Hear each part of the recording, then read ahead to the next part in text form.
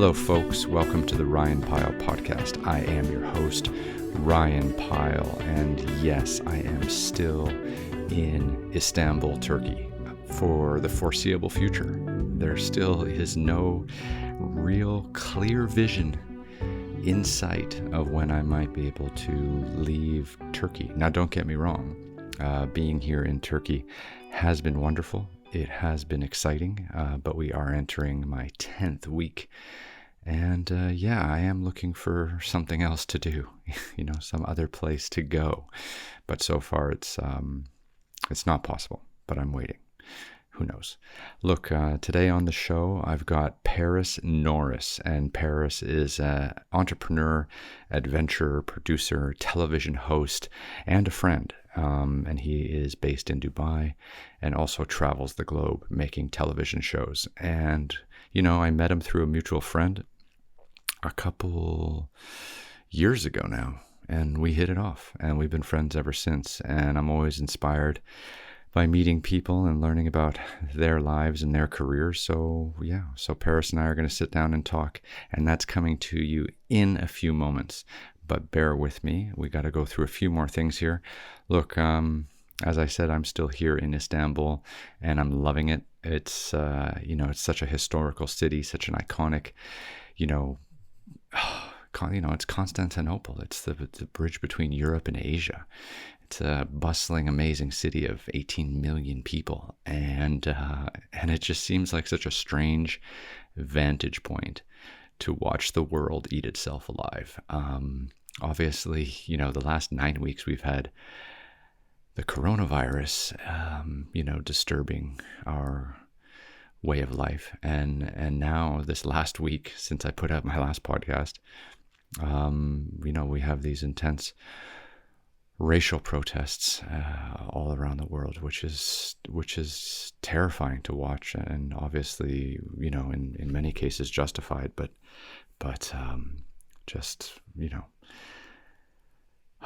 it's really not a good time, is it? It's just incredible, and watching these from afar has been hard because I have a lot of friends in North America, and I'm watching them kind of having to avoid going out during the daytime, and from what I can understand, and from a few police officers I've spoken to who are friends of mine, they've actually said 99% of the protesters are completely just wanting to be heard and to exercise their democratic rights to protest and to gather and to be heard and to say what they want to say. But there's the 1% that are causing all the mayhem and the chaos and the looting. And so let's hope that, people who want to be heard can still be heard, and the rest can try to find something else to burn, because, I'm just sitting far away watching all of this unfold is pretty insane. And obviously, being in the United States watching it all unfold, I don't know if that would be better or worse, but everything is a bit surreal at the moment from Istanbul. Look, people always ask me, how am I surviving? How am I doing? How's everything coming along? How's my kitten?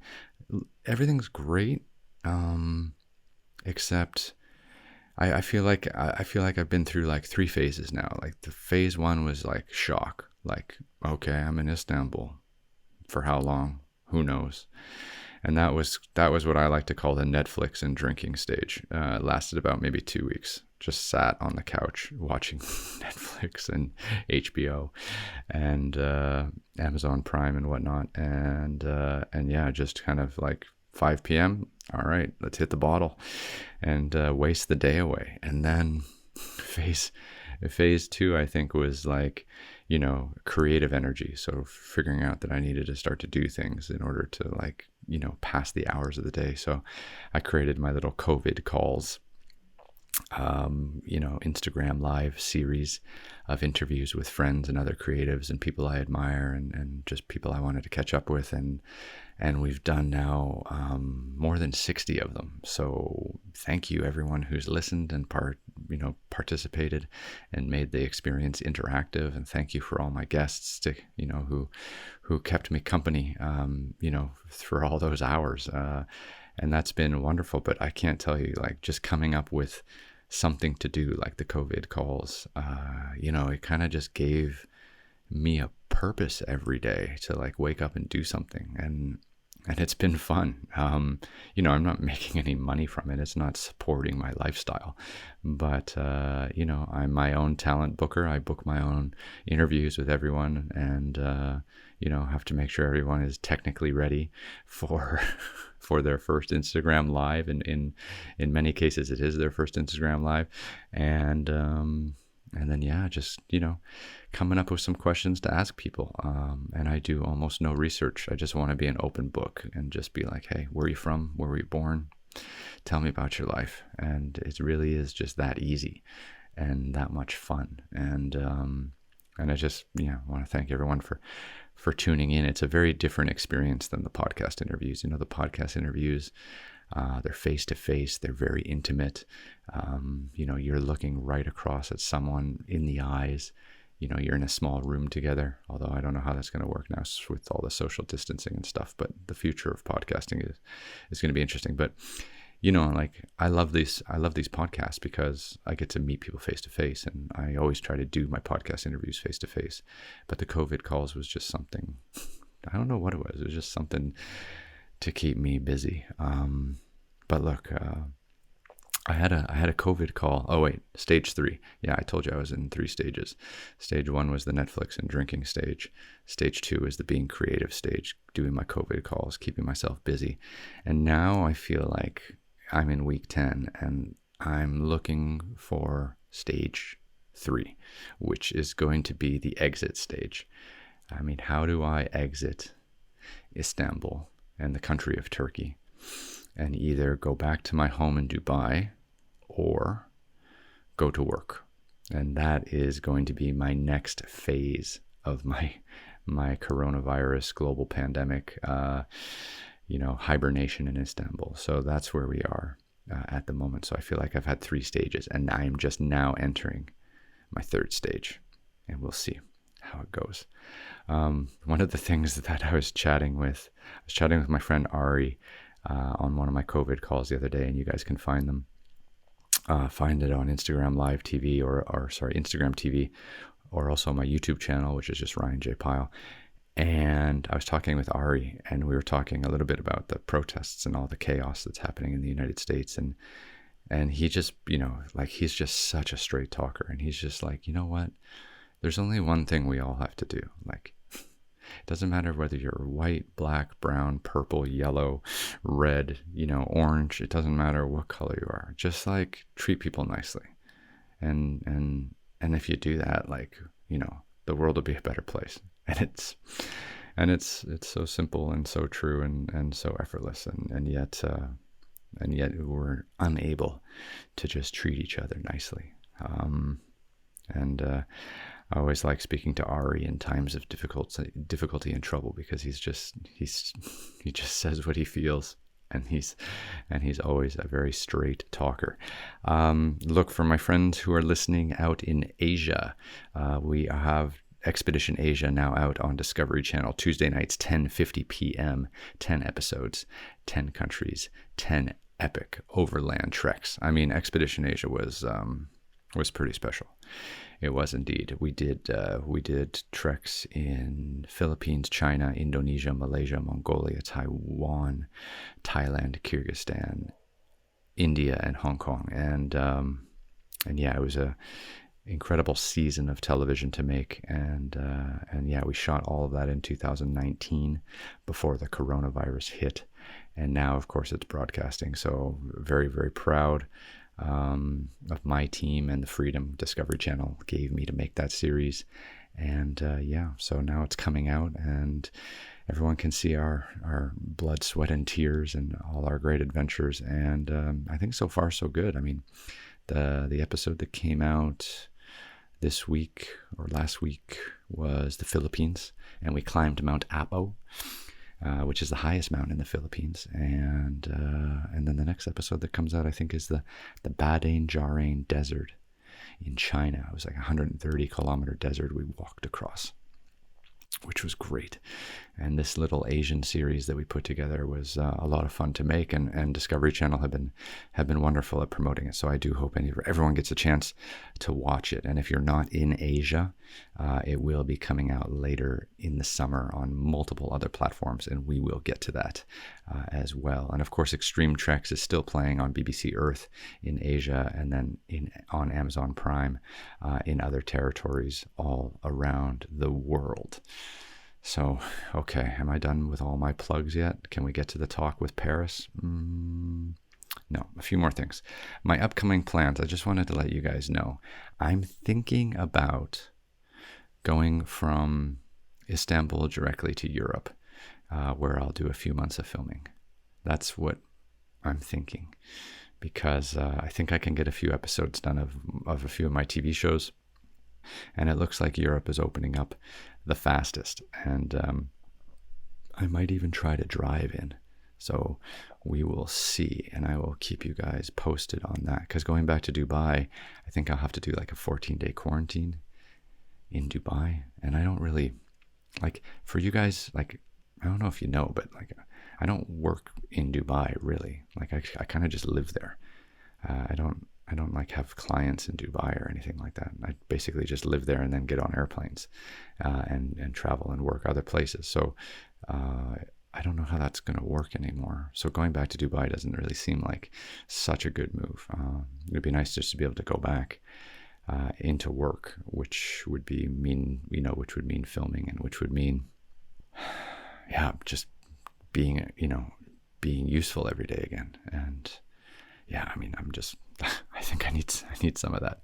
I need some of that. So those are kind of my upcoming plans. Is I think I'm just going to bypass Dubai altogether and head directly into Europe and start trying to film in Europe, and we'll see where that takes us. But the key right now is, air travel is very difficult, and 14-day quarantines are mandatory on arrival. So if I fly to Europe, or if I fly to Dubai, or if I fly back to Canada, which I think are the only 3 places I can go. I mean, I can go back to Dubai soon, because they're going to start allowing residents to come back, but I have to do 14-day quarantine, and then I can fly back to Canada because I'm a passport holder, but I'd have to do 14-day quarantine. So eventually, I hope they'll start to lift the 14-day quarantine on arrival, in exchange for some kind of test upon arrival, or a test before you take off, or something that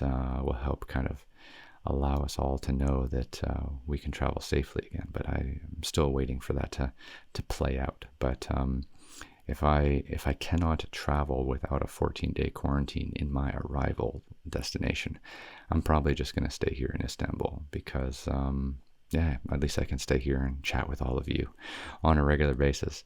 So look, how am I doing with these podcasts? Do you have any feedback for me? Do you have any suggestions? You have anything to say, nice, mean, or otherwise? Please do feel free to write me an email if you want. It's just studio@ryanpyle.com. And if you've got any questions for me, I absolutely don't mind reading them on the air, and we can get into it. But yeah, if you guys have anything to say, please do let me know. And that is studio@ryanpyle.com. Okay, that's all I got to say. Do you want to get into this interview with Paris Norriss, also known as Guy in Dubai? He's so interesting, man. I love sitting down with Paris, whether we're recording the conversation or just having a drink. He also lives in Dubai. We also go out quite a bit together, restaurants, dinners. He just knows the city so well. He travels widely. He's well-educated, incredibly interesting. And I really enjoyed my chat with him, and I hope you enjoy our chat together. One disclaimer is that this interview was recorded before the coronavirus pandemic, so we do not talk about it. Just in case you're wondering why we were not talking about the thing that everyone is talking about. Anyways, here you go. Ladies and gentlemen, Paris Norriss and Ryan Pyle, starting now.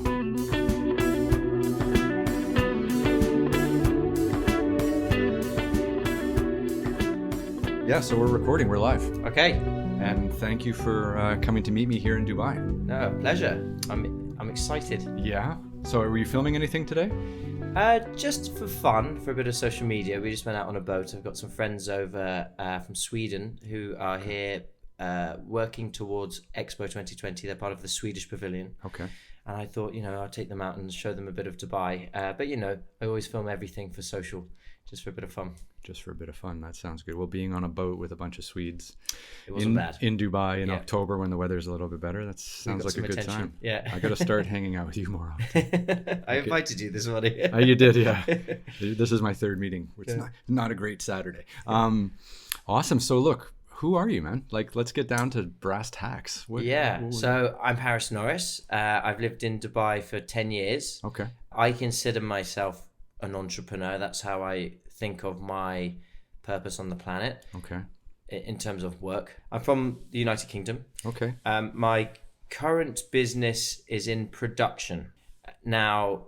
This is how we met. Yes. Now, so I produce, the main thing that I'm known for and the main thing that I work on is a show that I produce called Guy in Dubai. Which is very popular and now on Emirates Airlines. Is that correct? Yes. So we started off licensing to OSN for their on-demand platform Wavo. Okay. And then for a long time I was working on a few different deals and we got Emirates Airlines involved. Right. We also got deals with different hotel groups to license directly to their TVs in their rooms. We're working on something with Golf News for a web series, and we've also signed up with ORF, which is a channel is the national channel of Austria, but it broadcasts across Europe. Right. Yeah. Is Guy in Dubai like a half-hour TV show? No. We at the moment are just producing it as 10-minute episodes. Okay. I've been wanting to do it as like a full episode, so like 22 minutes to fit a half-hour slot. At the moment, we don't have any demand for it. No one said, "Oh, we would like this to fit in a slot." So because it's on demand or it's on platforms that don't have a specific time, we've just been doing things as 10-minute episodes. We've recently started producing a travel show, and that we did as a 40-minute episode. That's the one I saw where you were in Ireland pretending to be the Game of Thrones. Exactly. Right, okay, I saw that. Yeah. And because there was so much to cover, we thought that would work well. So that format kind of works for the travel show. Okay. I think if we were to, we're looking to continue that. And maybe we won't do 40 minutes, but 22 minutes or something like this. That's great. So I'm looking to increase the duration of Guy in Dubai to something longer, but have it sort of evolve a little bit more into a reality TV series with, a bit more kind of storyline and characters in it. Right. Because at the moment it's almost its purpose is mainly for tourists and residents in terms of finding out something fun to do in the UAE. So we do a lot of extreme sports, a lot of adventure stuff, even parties and socialite things, basically everything that I think is fun in the UAE. You're a taste master. Yeah, basically. Awesome. Just go and give it a go. I consider myself the guinea pig, so I go and try everything out, and then just try and, in a way, I'm selling the experience by showing how fun it is. That's the idea. Of course. Now at the moment each episode just covers one activity or one event or something like this. I want to build a bit more substance to the whole thing and make it more about the lifestyle of people in Dubai rather than just me. I could continue being the central character, but I want to build other people in there. Okay. And then these activities would still be in there. They would be the kind of feature of the episode. So that's what I have an idea for, but I have to have a channel who wants that. So Guy in Dubai is your current platform that you've created for yourself. Yes. Hence the entrepreneurial spirit of everything you do. Yeah. So, but where were you born? Where in the UK?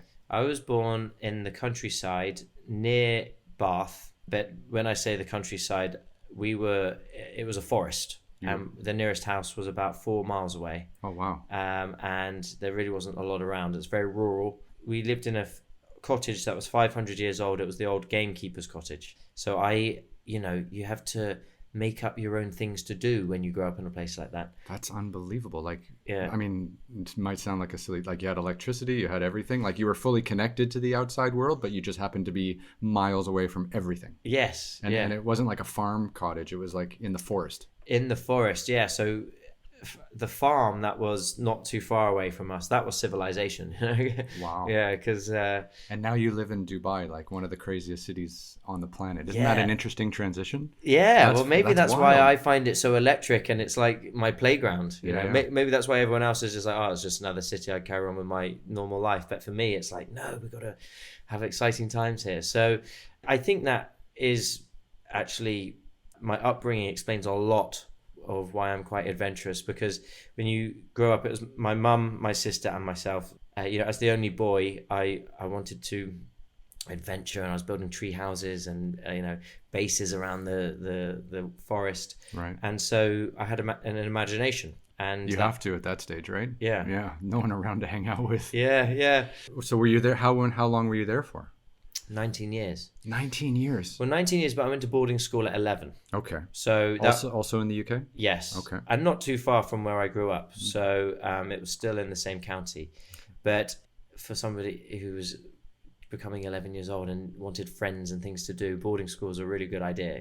You just all of a sudden had like 45 brothers and sisters that you lived in a house with, and people to play football with, and so I loved boarding school. And that's good. Not everyone has such a positive experience. Yeah, I guess it depends, but no, for me it was great fun. I loved it. Great. Yeah. So that's amazing. So you grew up in a home in the forest, and then at 11 you went to boarding school. That's wild. So what directions did you move to in boarding school? Like, were you getting into acting or drama? Like, did you have any desire to be a performer? Because I know you're an entrepreneur, but in many ways what you do now is kind of like performance. Well, it's interesting because I did do drama. Okay. And back then I don't know if it was really a massive ambition to be in front of a camera or doing this type of thing, but now when I look back I realize how important that was. Really? Yeah, just being able to communicate and control your nerves in front of an audience. However, I excelled massively at sports. Really? What'd you play? So I did track and field. Okay. And I started when I was about 12 or 13. I started throwing the discus. I was determined that I was going to be, because the discus was the show of who was the strongest and the manliest. Right. Right. It was the test of strength. Discus and shot put, right? That's right. Those are the two strongest guys on the pitch. Exactly. Right. And it was very much the thing in our school. The question was, who's the hardest in your year? Which basically meant who's the tough guy, right? Right. That was the crown to wear. I wasn't the best discus thrower in my year, but I started training at it and I was determined to be the best. And then I became the best. And then I broke the school record, which had been there since 1956. Damn. Yeah, which was 36 meters, 45 centimeters. All right. He still remembers it. Yeah. How old are you? I was 13. Yeah, see, people, that stuff matters. Yeah, and then I seem to remember I did the Yeovil area, which was our area championship, and I came second. Oh wow! And I thought I was going to win it, but I didn't. And then I went to the county, and I just kept getting by, and then I ended up getting to the nationals, and I came, I think that year, fourth. Okay. And every year I came fourth, and my best was third. Right. So as a discus thrower, I was quite good. But then I ended up doing decathlon because it turned out that I was quite a good runner and there was a few things I was quite good at. I was good at all the throws. So I started doing decathlon, and then I got sort of talent spotted by the Great Britain decathlon coach who put me in his potential team. And we used to go warm weather training in Gran Canaria. And I then also at the same time got a scholarship to Millfield, which was, I think, well, it's certainly considered the best sports school in the UK. Right. But the alumni of Millfield sort of make it, I mean, just to give you an example, I think it was the London Olympics. Our school got more gold medals than Australia. Your school in the UK that you got a sports scholarship to had more gold medals representing the UK than the entire country of Australia. Yes, well, not necessarily representing the UK because we had a lot of international students. Okay, that's true. So some of them were international. Fair enough. But yeah, and you know, a lot of great sports stars came from there. So when I got the scholarship to this school on a sports scholarship, right, it was a big deal, and it was a very elite school, and so that propelled me from going from a local boarding school, which was fairly modest, to a very impressive private school with some very big characters. Because if you weren't a top sports star, yeah, your father was somebody big, you know. Okay, those were the two classes of people that were there. Pretty much, yeah. And you were telling them about how you were 8 years old in the middle of the forest, setting up forts and playing war games by yourself to keep yourself busy. Well, they found me quite interesting because they realized you're a very interesting person. Well, and now we're getting into it. Well, back then, you see, it was everybody wore very smart suits and everybody was very well to do, and there were some people that what was this, the 90s or 2000s, early 2000s? Yeah, early 2000s. Okay. Yeah, so I used to find it a little bit intimidating when I first went there, how eloquent everybody was, how confident they were. Sure. Because they'd been brought up so, you know, posh. Yeah, let's use the P word. Yeah, they were posh. Okay, and then they realized, and they found it quite entertaining, that you can ask Paris to do anything, and he does it without worrying. Right, Sure. he's not afraid of anything. Yeah. And I was always a bit like that. So they would say like, Paris, go and do this, and they would just find it amusing that I'd be like, okay, and they would, I would just think it was normal, right? Because you know I grew up in a forest, Sure, and so it was a little bit like I was Mowgli from Jungle Book, you know, right? Just up for anything. Yeah, up for anything, and so that I ended up making some really good friends there, and yeah, so I really enjoyed that, and that school changed the trajectory of my path, I think, because University years are transformative, right? Yeah. You got this sports scholarship. Your life of poshness went up several levels. What did you get from the university experience? Were you just playing sports? What did you study? Like, did you continue with drama, or did you move into some other field? So Milford was just before, that was for sixth form. So that was just before. Oh, that was another boarding school. Yeah. That wasn't a university. No. So that was just before university. Okay. I took a gap year. Mm-hmm. After I left, I got an injury near the end of that, and I had to leaving an institution that my whole sporting career was kind of surrounded by, and then kind of coming back from an injury but not really making it back properly. There wasn't a lot of inspiration to carry the sport on, right? But there was a lot of inspiration now that the world had just opened up to me to go and see things, and you know I was starting to like girls and parties, and you know, and I just wanted to travel and all this stuff. Yeah. So I did a gap year. I went to Paris for a year. Okay. Not quite a year actually. I then traveled Southeast Asia for a bit. Nice. Totally without a plan. Yeah. Totally without any idea of what I'm going to do. And then I have an interjection here. Yeah. Now, I was also a sporting star for a while, and I actually played university basketball. And I really wanted to play professional, but I wasn't good enough. Just reiterating what you said about having this world open up to you once sports is done. And I felt very much the same way. Like once, you know, you didn't have to train for 5 hours a day and spend all this time being sore and exhausted. All of a sudden you had all kinds of energy, and you realized you had all these interests that you didn't previously have. And for me, that led to wanting to travel and see the world. Yeah. And that was how my world opened up to me once my sporting career was behind. Because I always like to say, like, when people grow up as high performance athletes, you don't grow up a very well-rounded person. No. You know, you don't have a lot of interests. Your energy levels are really low. You tend to have only friends that do what you do. You know, your world is small. You have to sacrifice a lot as well. I think so, but at the time you don't really realize it. And then all of a sudden, once this weight is lifted from you, all of a sudden, like you coined it perfectly, the whole world opens up to you, and then you get to decide how you want to pursue that, which is the best thing, anything, you know, it's the best thing in the world. And you realize that there's a lot more to life, and that just being one-dimensional would be a waste of your life, you know, because I had a choice then, and some of my friends continued this choice. Which was that they were going to continue training to be athletes, and some of them did well. Sure. A lot of them unfortunately didn't. No, it's the 0.1% that can actually make a living from playing any sport. Yeah. Yeah. I mean, one of my buddies from school, he became the England captain of rugby. Couldn't be any more respected in the UK. Right. Good on him. And, you know, he trained really hard and is a lovely guy, and is called Chris Robshaw. Okay.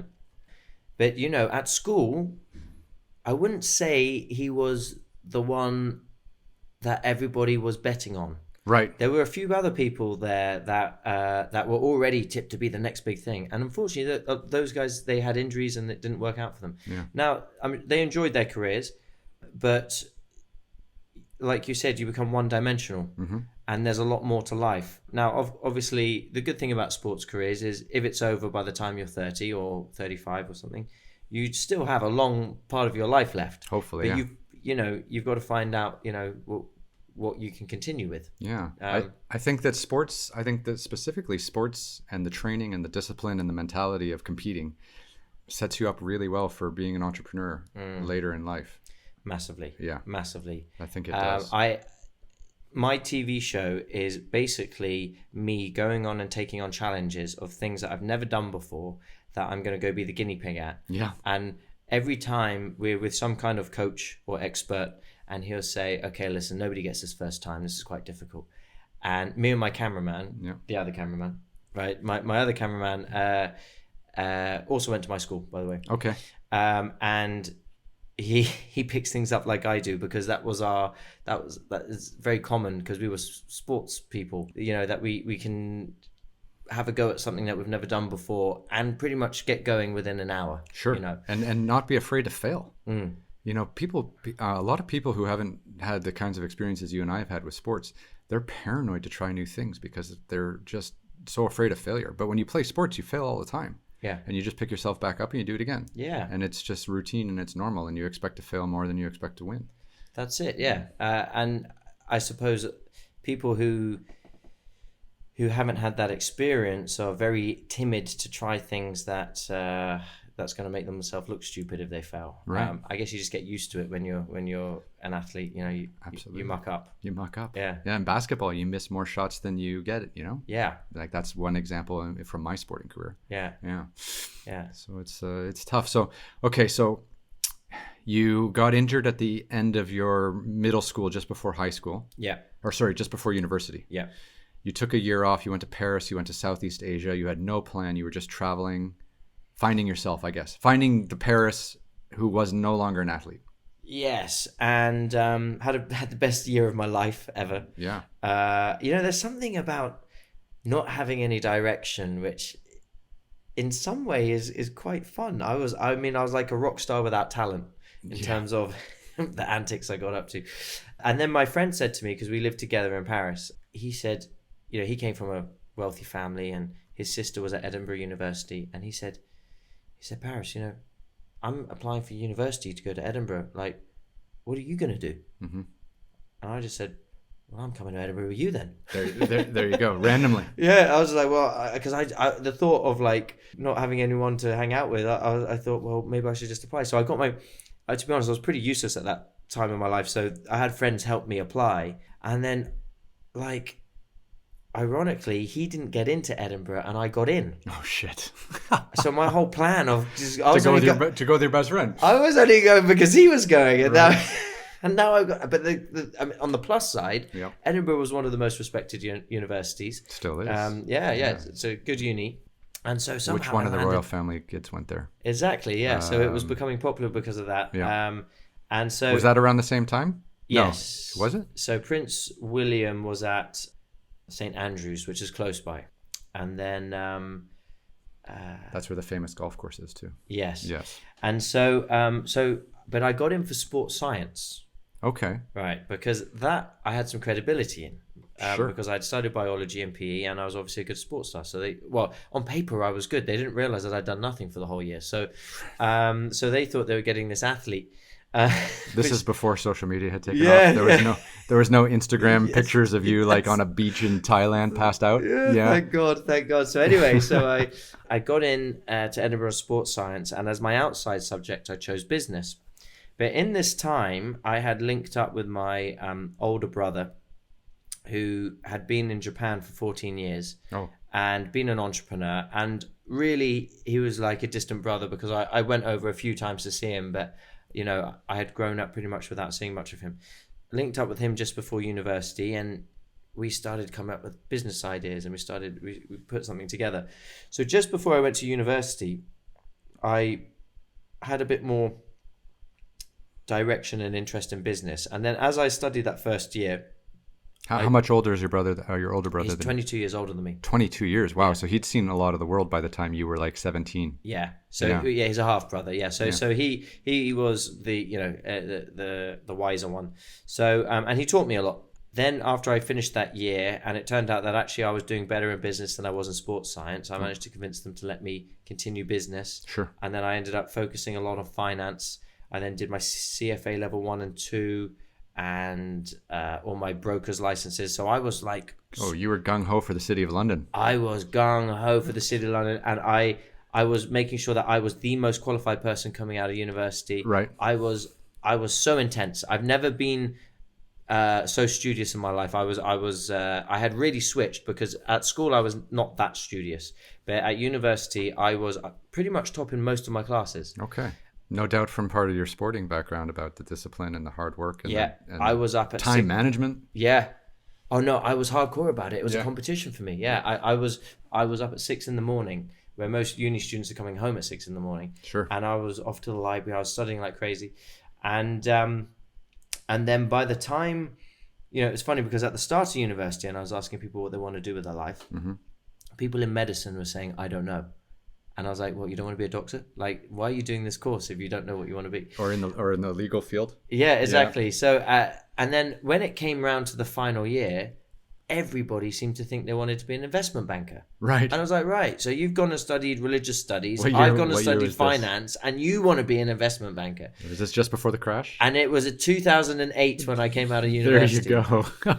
Right. Lehman Brothers collapsed September 2008, and everyone wants to come out and be an investment banker. That's when you know things are too good. Exactly. And I thought, you know what? Somebody said to me, somebody very smart, I went to see a guy called Jeff Halpern, who was he was working at Deutsche Bank. Okay. And I was trying to waggle a job off of him because I knew that he was setting up a new office in Mumbai.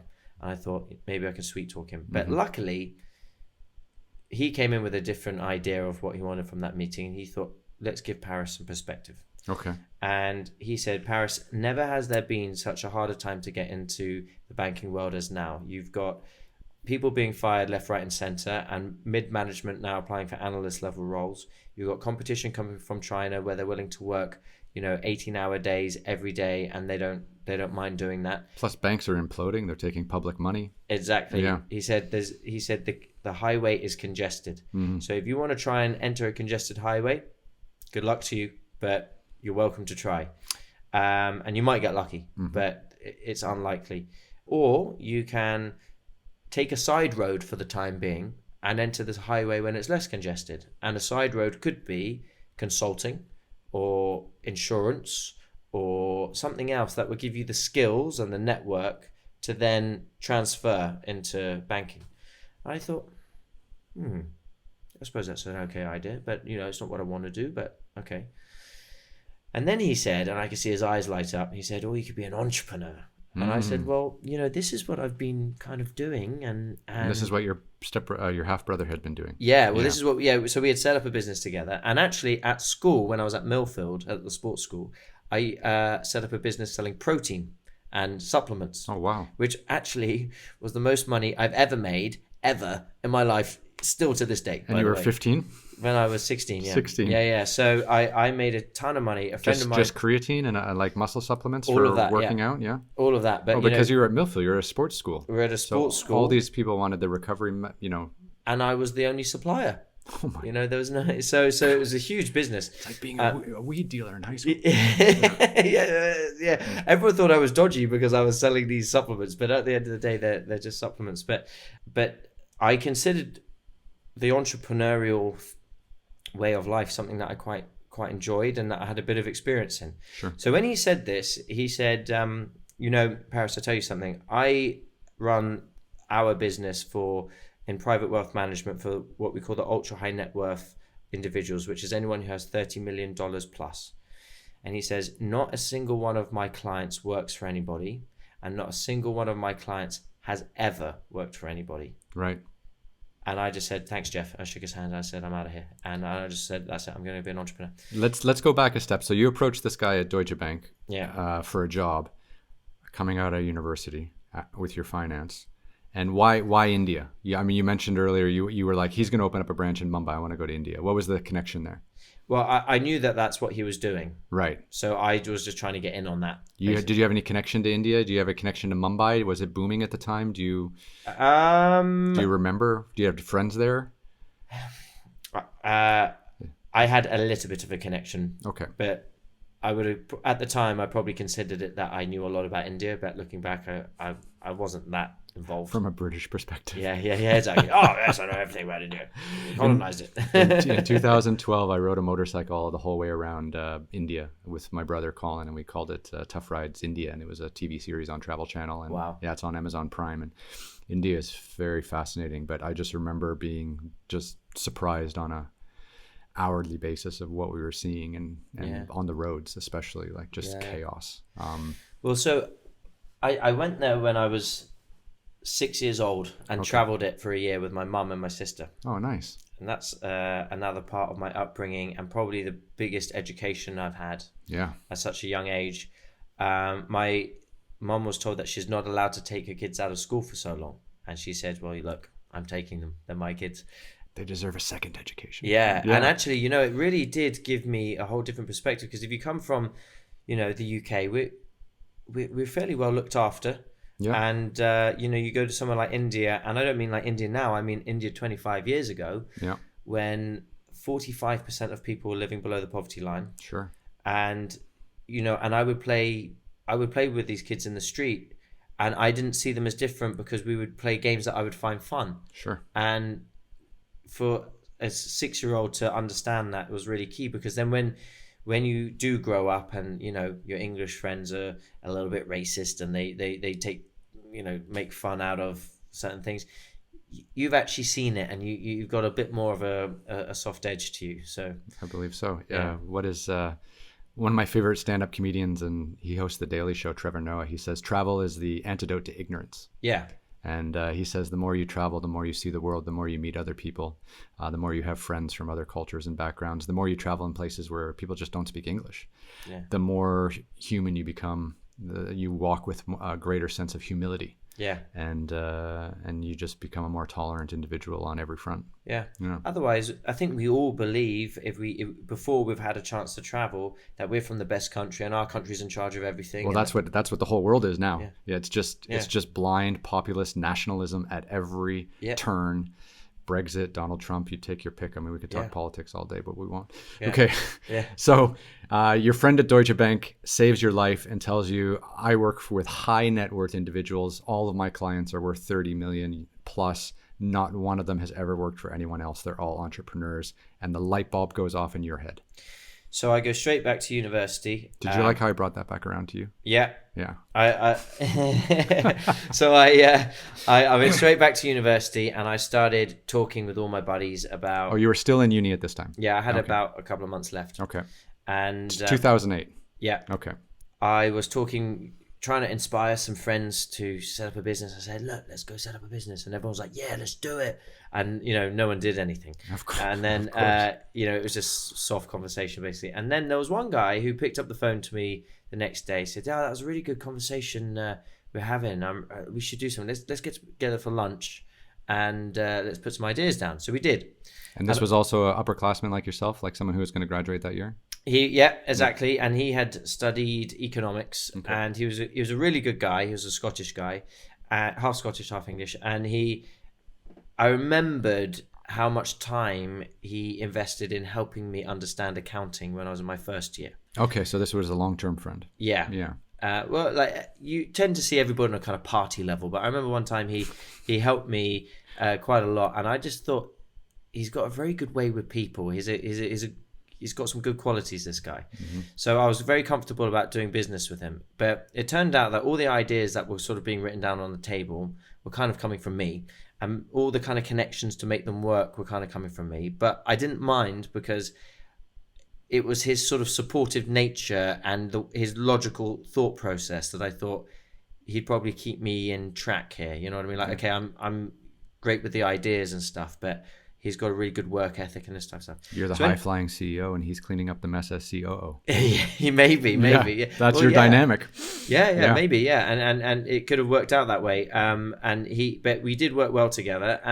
And we ended up getting, we went through a few ideas. And one of the ideas that I thought we could get funding for, and we went and met with them, and we pretty much... So you're looking for VC money at 18 in 2008? No, I was 23. Okay, 23. Yeah. We had a soft commitment for an idea that we had, and which was to be in an expatriate hub, which could have been Hong Kong or Singapore or maybe even America. And Dubai was the one that was booming at the time. Right. To go and set up a financial service business providing financial products for expats. Okay. Right. And we had some links to financial companies in the UK who wanted to sell that. So that was the idea. We thought we had the funding. That fell through. And at the time, we fell flat on our face. It was a bit of a messy experience, but it was... But what we had done is we had come out to Dubai to check it out. And to see, because we'd never been to Dubai. And this is, again, the ignorance. Like, yeah, we're just going to go... We just left university and we're going to go set up in Dubai. Yeah, because we know everything about Dubai. I've read all about it. And Dubai must work exactly like everything in the UK. Yeah. Yes. Complete ignorance. But we were...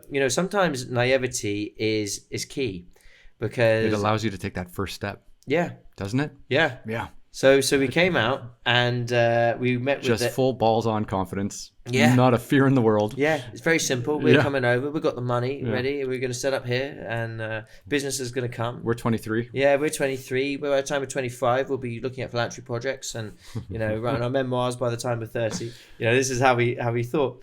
God, but the confidence is amazing, isn't it?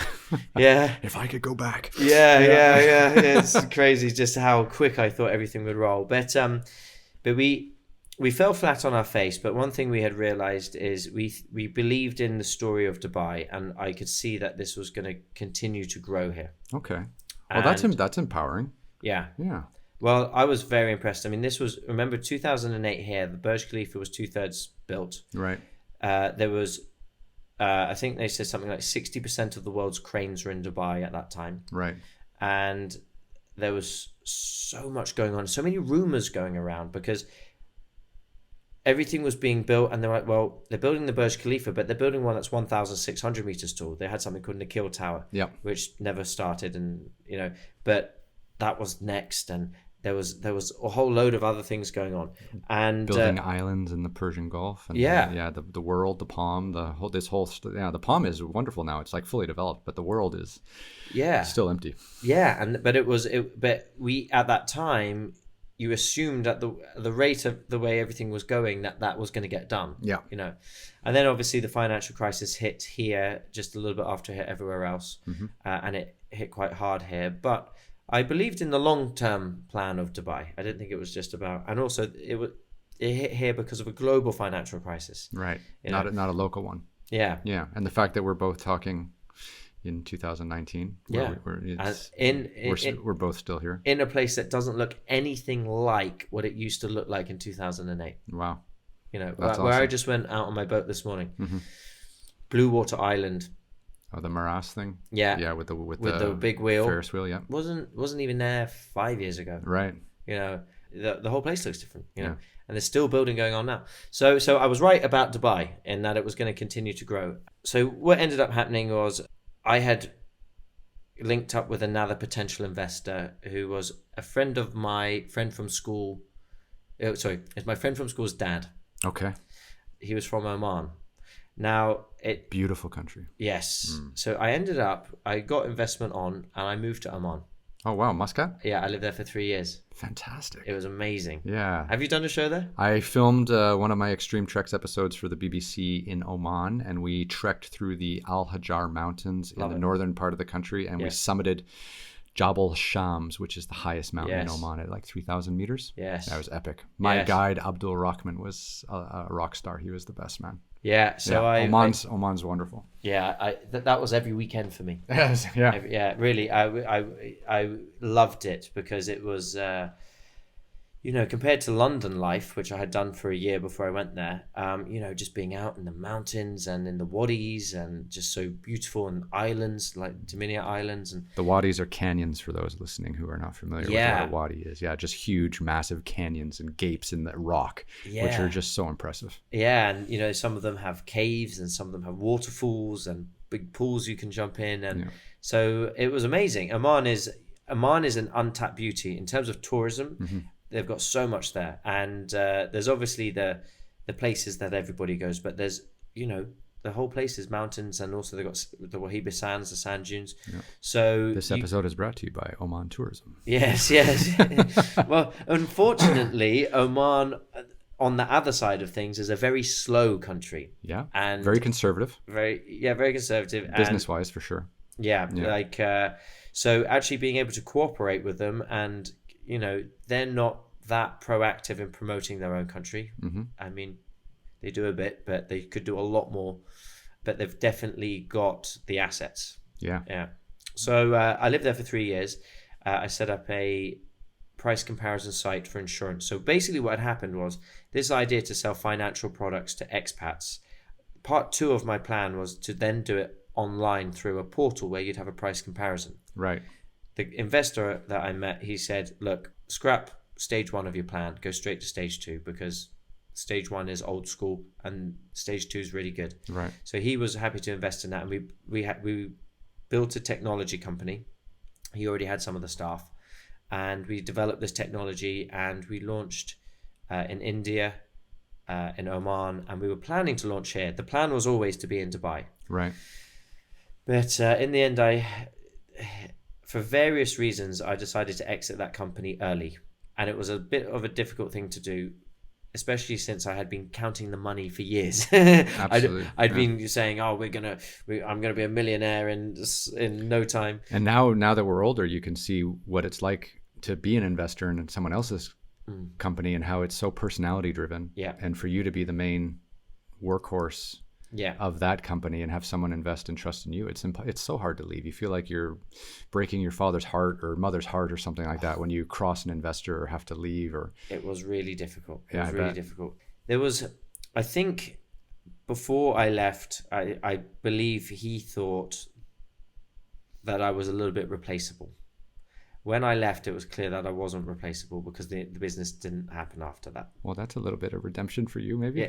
Well, in a way, but I never wanted that. I would I would prefer to have seen the business become something massive, right? And say I founded that. Okay, someone else made the money, but I founded it. Right. Unfortunately, it's one of these things that it's a name that everyone goes, oh, what is that? And that's not that great. I would have loved to have been able to say, yeah, that project, I did that.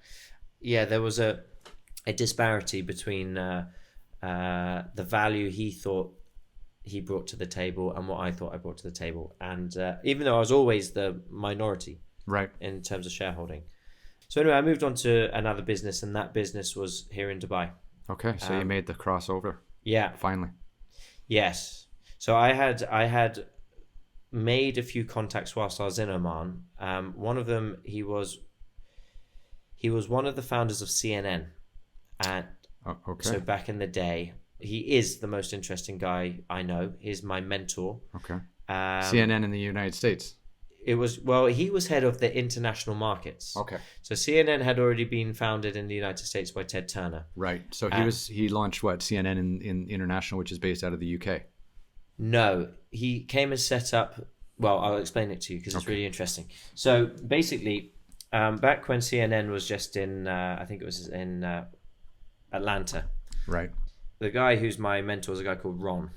Okay. And Ron had worked in the White House and then had a choice of either going in the Vietnam War or joining Kennedy's Peace Corps. Okay. And he decided to join Kennedy's Peace Corps and basically be a sort of, I don't know what they call them, but missionary type thing in Africa. Okay, yeah. And he was born in Senegal. Oh, was he? Yeah. Okay. So he ended up negotiating deals and becoming chummy with pretty much every dictator in Africa. Okay. Idi Amin, and because that was part of his role. So he was basically liaising with all these people. and he knew Africa like the back of his hand. So by the time he had kind of finished all of that, he was talking with one guy about it, and he goes, "Oh, you've got to meet Ted, yeah, my boss. You know, you got to. He's looking for somebody who knows about Africa." And so he invites him in, and I don't know if you know much about Ted Turner, but they call him the Mouth of the South. He's a very charismatic guy. Sure. And he said, "So you're the guy who knows everything about Africa, yeah. right?" and basically he just thought, right, this guy understands these countries. And Ted Turner's mission was to have a reporter in every country in the world, because when the news happens, he wants to be the first one that's there. Right. The birth of the 24-hour news channel. Exactly. Right. And so Ron said, we need to cover the Middle East and the Gulf. And then when the first Gulf War happened, CNN were the first ones covering it. Okay. Because he had chummed up with some royal family in Saudi and positioned people there. The first Gulf War was what made CNN what we know today, because before then it was I guess more of an insignificant channel, and then it suddenly rose to popularity because they got the first Gulf War coverage as it happened. Right. And so he's a very interesting character, because he can talk to you about the time that he was with Saddam Hussein, or when he was kidnapped in Yemen, or when he was having whiskey with Idi Amin, and all this stuff. So it's he's one of these guys who can reel off stories like that, but very interesting guy. And he had also set up the office for CNN in Dubai. Okay. He had become close with the royal family here, as well as a few key players. One of those key players he introduced me to, who ended up being my business partner here for a couple of years. Okay. We ran a leadership development business. Okay. Back then, yeah. I've done quite a lot of different ventures. Yeah. So, then it went from that on to an education business, and I don't know if it's that interesting to go into so much detail in all of them. But I would say my experience with all my ventures so far was that they worked to a point, and then they never really became a big thing. Yeah. But I think that's the story of most entrepreneurs, and then you hit one big. Right. Hopefully. A lot of entrepreneurs say that the best thing you can do in your 20s is try to start 5 different businesses, and then one of them will work and the other 4 won't. Yeah. Like, just keep starting up with ideas, and then one will catch. Well, that is basically exactly what I did, which led me to what I do now, except there's a bit of a twist in the story. So I was in a situation where one of my businesses had got down and out, and it actually got pretty messy between me and my business partner at a point in time, and it wasn't an enjoyable experience, the end of it anyway.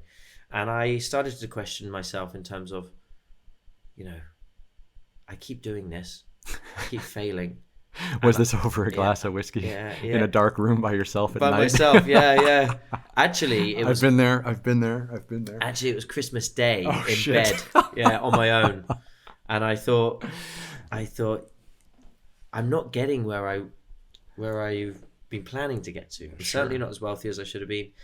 I'm not achieving what I wanted to. But you had accumulated a lot of experiences. Masses. And I'll just play devil's advocate. I mean, you had built up quite a network for yourself at a young age. Very good. Right. Yeah. So you got to be a little easier on yourself. Well, I did then start to think, well, what did I achieve? And I did have these visions for what I wanted when I was going to move to Dubai, how I saw it. Yeah. And I saw it as a guy who was known as an entrepreneur, and he'd have these socialite parties on a rooftop with a pool. Or yachts. Yeah, all these types of things. Dubai's all about the boat parties. But I had these vivid visions. And it was funny because I then thought about it and thought, oh, hang on a minute. I achieved those visions. And they were actually almost exactly how I imagined them. There was a pool on the top of the hotel that I lived in, where we would host all these parties, and I was very well known and respected as a young entrepreneur. The only thing that hadn't worked out was the financial thing. The money. But to be honest, I don't think I ever had a vision of looking at my bank account and seeing a big number. Okay. If I did, maybe that would have happened. But my vision was about what I was creating for myself and my brand and the things I was doing. And I said, well, actually, I achieved the vision. This is interesting. Look, I've talked to a few entrepreneurs, and I'm an entrepreneur as well. And I think that what a lot of them will tell you is that it's not about the money. And what a lot of them will say is once you reach a certain level of financial security, it can be 6 figures, 7 figures, 9 figures, whatever that number is in your head, it's different for everyone. Then it's about lifestyle. It's about having choices. It's about being free. It's about freedom of movement. It's about networking. It's about being able to pursue, business ideas that you have, about being able to partner with other dynamic people. This is like what drives entrepreneurs, not $100 million in a bank account or $1 million in a bank account. It's the lifestyle. It's being able to create, that freedom to create, which I think is a little bit about what you and I enjoy about our current work, because we both make television shows. Yeah. So, well, when I left university, I had numbers in my mind. Okay. I was like, so I should be a billionaire by the time I'm 30, 32. Then, I really had it was all about money. But then as you start going through these experiences, and I guess this relates back to what we were talking about when you finish being an athlete and your world opens up, you realize there's a lot more to it. Sure. When I was at university, it was all about being the richest. I wanted to be in the rich list. Okay. I wanted to be the richest guy who ever came from my university or whatever. But then you realize, well, in order to do that, you have to sacrifice all the fun things to do, as well as all the interesting and all the things that actually you really want in your life. So is the money what you want? Because what are you going to go spend the money on? Yeah, there's lots of rich people who don't know what to do with their money and have miserable lives. Yeah, because actually, I think most entrepreneurs, well, I guess it varies, but I can say for myself in particular, I'm not a materialistic person, so I don't really have anything that I'm going to put money on. Right. But people associate money with success. That's true.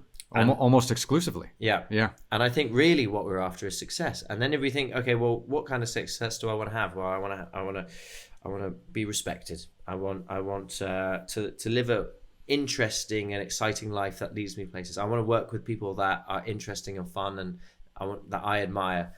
Those things don't have anything to do with money, and your work choice can affect that massively. So at that point, when everything had gone wrong in a business and I hadn't made any money, I asked myself a simple question: if I didn't have to work, let's just say I had all the money in the world and I didn't have to go and attempt a career, what would I do with my time? So you're like 32 years old, you're playing bridge with Warren Buffett in Omaha, Nebraska. You're both worth like $100 billion. What would you do with your time? Exactly. Okay. Yeah. So I was thinking, really what would interest me? And I had to think about that for a while, and I thought, well, I love traveling. I love extreme sports and adventure. I love partying. I love people. I love being a socialite. I love meeting interesting people, all these types of things. And I thought, okay, make a business out of that. Okay. And I thought, and actually, because I was business minded, it took me about 15, 20 seconds to figure out how to make a business out of that. Okay. I was like, oh, that's simple. What you do is you basically create a lifestyle and a personality out of this. Mm-hmm. You make him a bit wacky. And everywhere where you go... Are you saying Guy in Dubai is not the real Paris Norriss? It wasn't at that time. Yeah. It was an aspirational character. Okay, interesting. Yeah, no. Taking you back to your grade school drama classes, no doubt. Exactly. Wow, see, it's all connected. Yeah, it is all connected, yeah. There we go. This is like a therapy lesson. This is a therapy. Welcome. Yeah. I'm not sitting in a leather chair and I'm not taking notes, and we are fully engaged in each other's conversation. So I'm not a therapist, but we're getting there. So I thought, okay, so let's create this character and all these things that I want to do. If you've got an audience, then you can promote them. And if you can promote them, then they'll pay. And then if they pay, then you've got a sustainable business model. You got an ecosystem of supply exactly. and demand. Yeah. So how do we get an audience? And I had already, through past businesses, done a few things where we were looking at doing productions and putting it through web portals, and I worked out that we could work out a cut with them, and so I kind of understood that I could do this. So I came up with this character. At the time I wasn't calling it Guy in Dubai. I think I had an idea in my head of like a GQ magazine but with a character, right? And it's all boys stuff. Yeah. And then I spoke to a few people about it. Adult boys stuff. Yeah. Socialite boys. Yeah, that kind of stuff. And one of my mate goes, you know what you should call it? You should call it Guy in Dubai. And I was like, done. Went straight back home, bought the domain name, bought the guyindubai.com, guyindubai.com, which is where we can find all of your content. Yeah, and got the Instagram account at Guy in Dubai. And then, as I was saying, at that time, I mean, I made a bit of headway with the Guy in Dubai idea. Right. I went and pitched it to somebody, and I got a guy who was good at video who wanted to join me in the journey. But I was trying to get 5-6 different businesses off the ground at the same time at that point, including your Guy in Dubai Productions. Guy in Dubai was one of them. Okay. Right. But I was doing what you said, which is try and see what works. Right. Try a few things. And I guess, unfortunately, but it's just the way the cookie crumbled, I got funding for a different one. Okay. Which was an education business. Right. So what did you do? How do you choose between Guy in Dubai and an education business? Well, basically, Guy in Dubai was nothing more at that time than an idea, and probably quite a radical idea, that I couldn't really see any way of making money from it in the next few months, for sure. Oh, it takes years to build up a personality and a platform like the one you've created for yourself. Exactly. Yeah. So it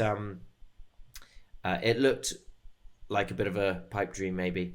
So, and then on the other side, I had investment confirmed from a company that had a track record, who basically wanted me to set up the Middle East office and partner with me for the Middle East office. And this was an educational company where they do like GRE, MCATs, like English? What did they teach? No, we just did the human resources behind it. So we recruited teachers, school inspectors, education consultants, principals. And I had a few connections here in education, and we thought, all right, let's roll with it. And we did it.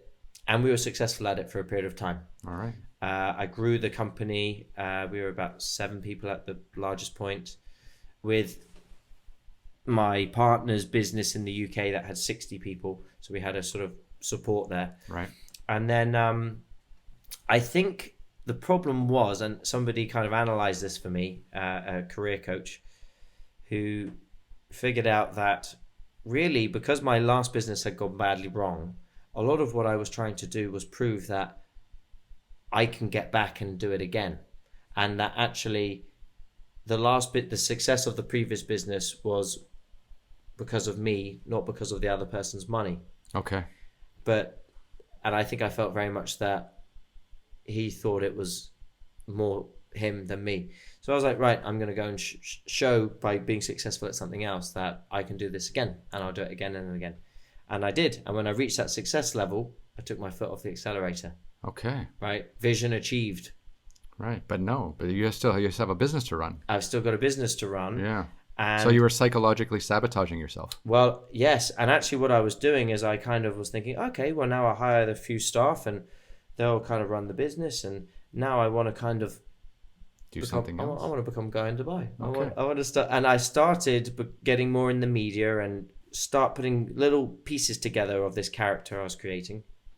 But then the money wasn't coming in the other business. Right. I ended up having to downsize. And when I downsized, it then meant that I then had to take on all of the responsibility onto my own shoulders. Right. Then I realized that as much as I liked managing the company and I liked the challenge of growing it and I liked managing staff, when it came to the nuts and bolts of recruiting teachers and education people, not only was I not skilled at it, but I didn't enjoy it that much. Okay. It's not my type of work. Well, a lot of it's quite clear you're a manager of other people. Yeah. Like you're not a nuts and bolts. You're not an operator. You're a manager of people who operate. There we go. Yeah. Now, it taught me a lesson about passion. Yep. Because I was now fighting a dilemma that I had figured out what I was passionate about and what I wanted to do. Okay. Not really with a clear way of making money from it just yet. And I had got involved in a business where I was quite happy to run it and enjoying it actually when it was going well. But when it doesn't go well and you're dealing with shit, sorry, I'm allowed to say that on your podcast. Shit all the time. Fuck, goddamn. Okay. Yeah. But when you're dealing with, tough times and, then your staff are unhappy with you as well. Yeah. And, you've got to deal with that. And then, and not being able to pay things on time and all of this stuff. Stressful. It's stressful. And then you realize, how much do I love this business. This educational recruiting HR business. Yeah. Not a fucking bit. Yeah. I didn't enjoy the nuts and bolts. Yeah. And so there's only so long that you can go for doing that, gritting your teeth and carrying on. When things get tough, that patience gets much shorter. Yeah. And then after a while, I think my motivation had gone, and I basically thought it's better that we exit this, because the problem was in my motivation. Okay.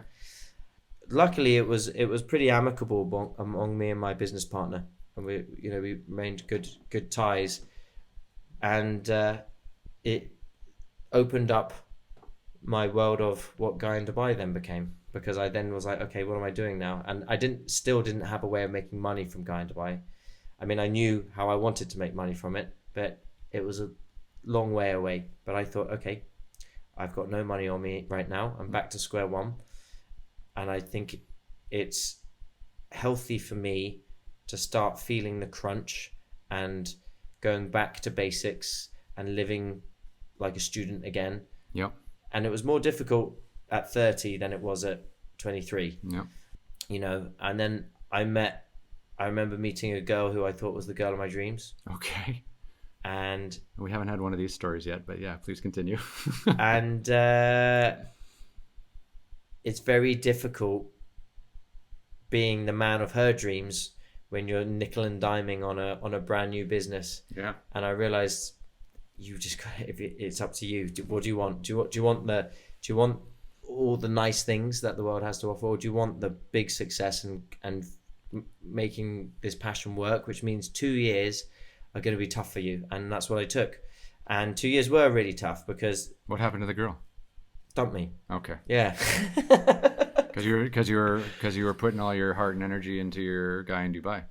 I don't know if she really believed. No one believes. This is the entertainment industry. No one thinks you're ever going to make it. No one thinks you're ever going to be a success. You just No one supports these dreams. No, she didn't see my dream, and but it was a lesson to me. It wasn't just that particular person, but just generally. Yeah. Nobody wants to come on your journey to find your dream while you're not able to support yourself. Here's a thought for you. Any entrepreneur probably knows this. Anyone in the entertainment industry knows this. The only way to get from 0 to 100 involves a lot of tears. Yeah. And it involves a lot of dark days. Yeah. And not everyone wants to come along for that ride. Mm. And I've had failed relationships in my past. I've had falling out with friends. I've missed weddings, birthday parties, everything, because I'm ruthlessly 100% committed to what I'm trying to do. And the worst thing about it is, and I don't know if you're at this point yet either, but no matter what level of quote unquote success you reach, you're never done. So people are always like, "Oh, you work so hard. When are you going to be finished?" I'm like, "Finished? Like when I'm dead. Like this is my craft. This is my career. I'm a storyteller. I meet people. I tell their stories. Like this is all I ever want to do. Like I'm never done. And working hard, I don't even feel like I work a day in my life. So but it's incredibly isolating. And then the amount of people you come across who like quote unquote want to live like a normal life. I'm like, what the fuck's normal? Like I travel 300 days a year, but I'm never working. Yeah. And I sleep way better in a tent in the mountains of Kyrgyzstan filming than I do in Dubai in a hotel. That life for me is where I live, and this is where you exist. I couldn't relate to you more. Yeah. I couldn't relate to you more. Like we should have whiskeys. Yeah, it's too early in the day though. Too early in the day. Absolutely. I really don't feel like I work, and to be honest, I don't think on the outside it really looks like I work either. You came in very casual this morning. I'll give you that. Yeah. You look like a very relaxed man, but you had been on a boat. Yeah. Well, I have, but captain's hat in hand. Well, it was funny because for the radio audience, we bumped into some friends of mine who were also out on a boat. Yeah. And I said, "Oh, this is work," and they laughed. I said, "Look, I've got my friends over from Sweden. They're here for they're doing work with the expo." Mm-hmm. Client entertainment, I guess. Of course. And then I chat with my friend, and he starts talking about something he's doing, and we've clicked on the potential business thing, and there I am, sort of lying on my back floating, and I'm like, "Oh yeah, maybe we should do that, link up with that hotel," Yeah. And you know what? It's a relaxed and enjoyable way to work, but everything kind of has there is a purpose of work behind everything. Exactly. As you find, you go to these amazing locations and meet these interesting people from all walks of life. Yeah. Right. In terms of your own journey of life, it's fulfilling it for you, but there's a business purpose behind everything as well. Absolutely. And so and just as an aside too, I mean, I think people do this all the time, but I don't know if people really understand it. But if you're in the entertainment world, if you're a celebrity, or if you're a person of public stature, you get an opportunity at a lot of different business opportunity. Like you have business opportunities come to you that you wouldn't have if you weren't in the public eye. Oh, absolutely. Whether it's ambassadorships for clothing companies, watch companies, banks, insurance, or whether it's things come at you because you are a public figure of some sort, and there needs to be a very savvy business element behind that in order to capture those opportunities and make them into something that will kind of continue to support your lifestyle or enhance your public image. Because it's actually, people might not know, like it's really expensive living the way you and I live, because we're always moving around, we're always filming, there's always camera people, you're always editing, like you're doing 16, 18-hour days, but it's expensive. Yeah. And there's a lot of cash going out, and there needs to be money coming back in, and that can be stressful. So having these other business opportunities come about helps smooth out those rough patches. So on that point, I did something clever in January. I took on an investor. Oh, okay. And I took on a partner that I've known for a long time. I thought you were going to say you were an early investor in like Uber or something. I was like, no, I wish. Oh, okay. That would have made things easier. No, so I took on an investor, and he is very commercially minded and cutthroat business. Oh, that's what you need. Yeah. Yeah. And anything business related, I put him on it and I stay away, because also the other thing that you find is being the face and the personality and Mr. Nice Guy. You can't be ugly. No. You can't fight with people about dollars. Yeah. Where's my money? Yeah. It's like, hang on a minute. Yeah. We're not inviting you to come do our shows again. I have a lawyer. Yeah. I had an agent for a while, but we didn't really see eye to eye, and I didn't really feel like he was bringing his A game. But lawyers are great because you just pay them and they do it. And and if you find a good one, they're ruthless. Right. Yeah. Instead of having someone take like a percentage of what you make, and like maybe they're on it, maybe they're not, maybe there's another client with a bigger ticket, but at least the lawyers are like, yes, that's how I've kind of navigated my life. Yeah. So my business partner has that lawyer mentality. Perfect.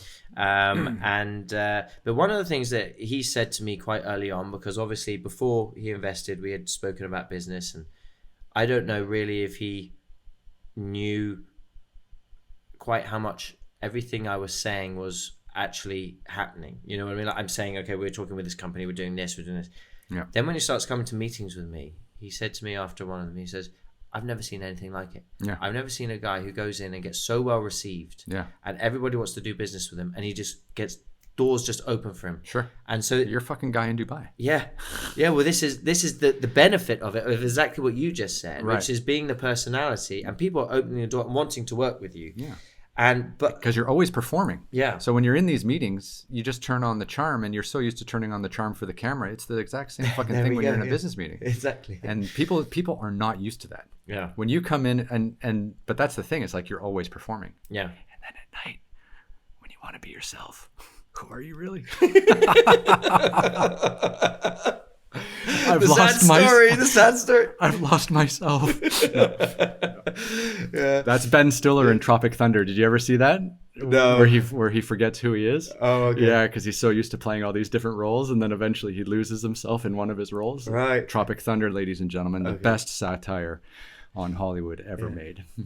So in an interesting way, I'm almost like, for him, he's done lots of businesses in the past. Yeah. But has always faced the same thing that everybody faces, which is, constantly trying to knock down doors, get your foot into a company, and it's difficult. Sure. And then now he's got, me going around just opening up everything, walking in everywhere, and he can go around and do the bit that he loves, which is the commercial side, the business stuff. Right. And that's the part that you need. Yeah. Because you're the happy-go-lucky television personality that just wants to travel and do fun things. Yeah. Not talk about numbers and zeros and bitch about contracts. Absolutely. And I'm very good at noticing where there's an opportunity. But when I bring it to him, he starts picking it apart and realizing where the real opportunity is and how this deal should be done. And I'll give him all respect that he does that way better than I do. Yeah. So I'm very good at being like, that company, we can do something with them for this, right? I'm very good at seeing what's going on and who's working with who and figuring out, right, that's where the money is. Right. I'm good at like that. Like a hound dog, just sniffing it out. Yeah, and then I'm good at opening the door, and then he figures out how to make money from it. And it's a little bit too early to say because it's only been like 9 months, but we're now in a position where we're negotiating some really interesting things. We're now getting much bigger contracts, right? And I'm very, very positive about it. Well, your story is amazing, but look, I think it's interesting if there's anyone in the industry listening. I think one similarity that Paris and I have is that we both run our own production companies. Yeah. And we both have. I'm just assuming you haven't actually told me this, but you've never worked on a commissioned project for like a Nat Geo or Discovery Channel or a major broadcaster. You've always kind of come up with your own ideas, come up with your own personalities, come up with your own storyline. So you're not only producing and you're probably directing as well, but you're also the talent. So you and I exist in the same fucking space, man. It's epic. I had to do this to start my career out of necessity. Because I went to all the major players and they laughed me off, and then I made my first TV show on my own dollar, and then managed to sell it in the secondary market, and that launched my entire career like 10 years ago. Yeah, and it was only because I put like $100,000 of my own money into something that I'm here today. Yeah, and because no one gave me a chance. Yeah, and you know what? I would say this to my one of my camera guys who sort of has directed my Guy in Dubai show. He would always say, Paris, but ask them, ask the channel, what is it that they want? And I said, no, we don't ask them what they want. No. We create what's amazing. Yes. And we show them. Yeah. Because they don't know what they want. And who was it who said that? Steve Jobs. Yeah. He said, you can't tell them what they want because they don't know what they want. You got to give them what they want. Exactly. You got to teach them what to want. Yeah. Now, I've got a vision for what this is. No one else can see that. Right. That's what we're trying to create as best as we can, and then go show them. And that's what these types of people are looking for. They don't have all the time in the world to sit there coming up with idea after idea after idea and just give them out to production companies and say, here's the best idea ever, go and do it for me. Right. You need those guys to be coming to the broadcasters with something that they're uniquely placed to see, something that's going to be interesting to people. Yeah. And bring it to them. I had an interesting experience with a broadcaster once. I was producing a show and it was kind of on spec, and they still wanted to have some notes. Yeah. And they were putting out some notes and things like that, and I felt like they were way off base, and I said, look, let me roll with this in the way I want to show it, because at the end of the day, I'm directing it, I'm producing it, and I'm in it. No one wants this to work better than me. So you need to just trust me that I'm on the right path, and this is what I want to show. Yeah. And this is the thing that's in my head is on the screen now. And if this is a fuck up, I'm going to go down for it. Not this is my vision. And what this comes down to is not because you are, and I don't mean this with any disrespect, it's not because you're the best producer in the world or the best creative guy or even the best director or no TV aren't better than anyone else. It's because you're the entrepreneur. Sure. And it's your motivation. And this is it, is you can't outsource these types of things. It's you are the driver of it. You know Absolutely. What I mean? And you built the car. Yeah. And you're steering it. Yeah. And that's what an entrepreneur is. You build your own vehicle that takes you from place to place. Yeah. And if you're not steering it and you're not controlling the speed and you hand that over to someone else, it's going to be a huge problem. Absolutely. And that's why when you ask me what is it I do, I consider myself an entrepreneur. Okay. And this production is my outlet of it. Mm-hmm. And each episode is like a little entrepreneurial venture because we have to kind of pull things together and, it's a little project. And I try and make it as wacky as possible. The more difficult it is to put together, the better it's going to be to watch almost. Absolutely. And production value. Yeah. So that's how I see it. That's amazing. Yeah. And And where do you see yourself going from here? I mean, is Dubai still going to be your base? Is Guy in Dubai your car for the next 5 years that you're going to be driving? Like, how do you see the next little bit unfolding? Yeah, so I'm definitely continuing with Guy in Dubai. There's a lot more that I want to do. We're now switching it. Now that we're making more money from it, I'm actually having a producer and a director. Oh, so beautiful. I will actually just be, when it comes to being in front of the camera, I'm just going to be told what to do now. Oh, but you're not. Not quite. Come on. You're never going to give up control. No, well, it's just going to be, I'm going to be a lot more managed, as well as the guys. It's like Tom Cruise on one of his movies. He's not a director or a producer, but it's Tom Cruise's movie. Oh, of course. But he does need the support of people who are script writing for him and professionals. Yeah, exactly. So I've got that support now. Good. So that's where it's now turning to, and our next episode on Wednesday in Ras Al Khaimah will be where I'll actually be managed in that way. Now, the way I'm looking at things in terms of my interest in what's going on, Dubai is going to be a very interesting place for the next year and a half. Expo. Yeah. I think it's for the type of things that we do. Yeah. Production. I've never filmed in Dubai yet. Oh, really? Never. I was going to ask, actually. No, sorry. I was down in Ras Al Khaimah yesterday saying Brian should be here. Yeah, 100%. I'm in talks with them to do an episode of Extreme Treks there. Oh, okay, good. Yeah, I will, but I haven't yet. I just hide out in hotels and swim in this pool, and then I go somewhere else. Yeah. So, well, I don't know if Expo is as much your thing as it is mine, but the way that I look at it is there's going to be 135,000 people coming per day to Expo.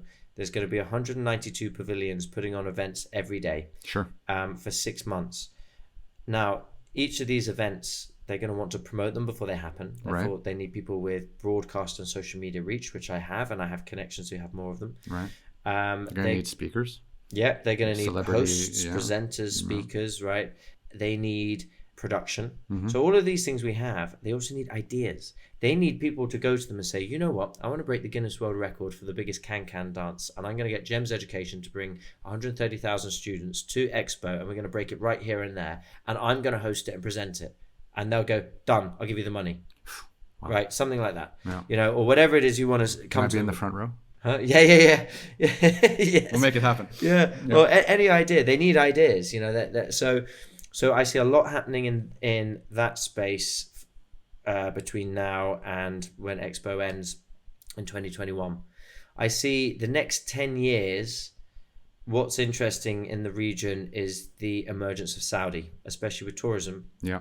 I was in Riyadh 2 weeks ago. Were you? Yeah. Well, you know more about it than I would then. I have had a little bit of an insight and have really been digging around to figure out what's going on there and how it all works. But I see the emergence of Saudi being the big thing over the mid-term, being 10 years. I think that's going to be huge. Yeah. I think they've got a lot more money to spend in tourism. They're starting at zero. Yeah. I mean, that's the exciting thing I think about Saudi Arabia is that it's really been a closed off country, for decades. And now it's trying to open itself to the world. And there's going to be some friction there. There's going to be some challenges. But the culture of the place and the people are amazing. And they've had some road bumps in the past and things haven't played out the way they've wanted to. But I think that all the ducks are lined up this time for it to be quite powerful. Well, like I said about Oman having all the assets that they could need for a thriving tourism sector, Saudi has that. Yeah, in spades. Yeah. Except they've also got money in spades. Yeah. And they have a sort of newfound energy. I think it's mainly to do with MBS and his understanding of the youth, which is like 60% of Saudi Arabia, and them wanting to be. They don't want to be this conservative country. They want to be a comfortable country. Yeah. They want jobs. Yeah. And tourism brings jobs and outside experience and opportunity. And so basically, it just looks to me like those assets are just going to increase in value. Yeah. So I'm very interested to do more there. I have spoken with them. I'm talking with them about doing Guy in Saudi, actually. Oh, fantastic. I thought, don't do one episode. No. Do a whole season. Yeah. And so I'm really interested to see what can happen there. to this day, I've never been to Saudi. Okay.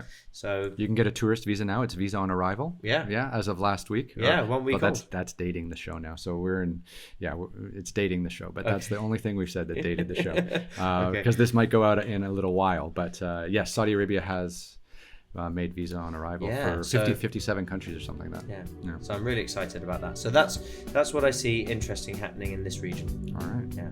Amazing. Yeah. Well, look, man, you feel good? That was awesome. Yeah. Yeah? Yeah, that's good chap. All right. Well, thanks for coming by, boss. Pleasure. All right. Thanks very much. Good luck on all your ventures. Yeah. Thank you.